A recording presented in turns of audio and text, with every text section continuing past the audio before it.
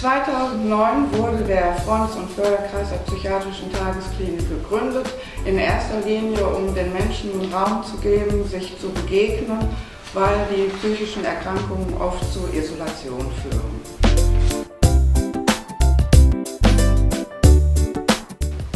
Ich komme gerne in die Zauberwerkstatt, weil ich hier meine künstlerischen Fähigkeiten Ausdruck leihen kann und ich mich hier sehr geborgen fühle.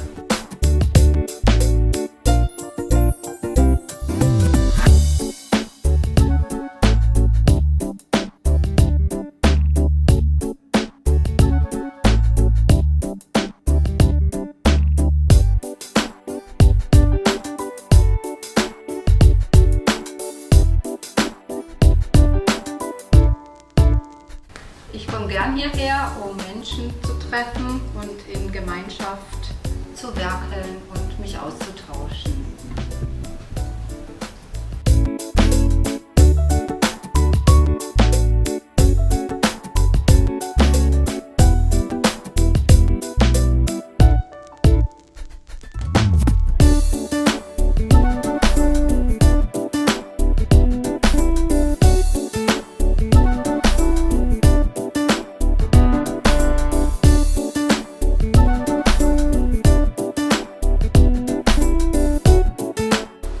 Mir hat die Zauberwerkstatt geholfen, mein Selbstwertgefühl wiederzufinden und zu steigern.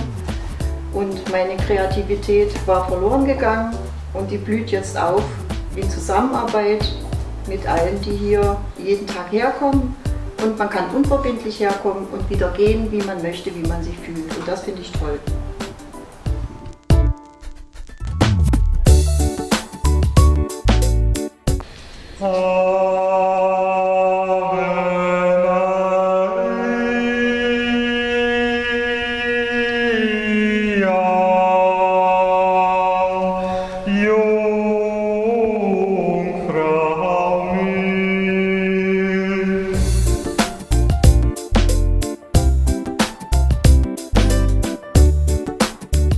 Die Zauberwerkstatt will helfen, Vorurteile gegenüber psychischen Erkrankungen abzubauen.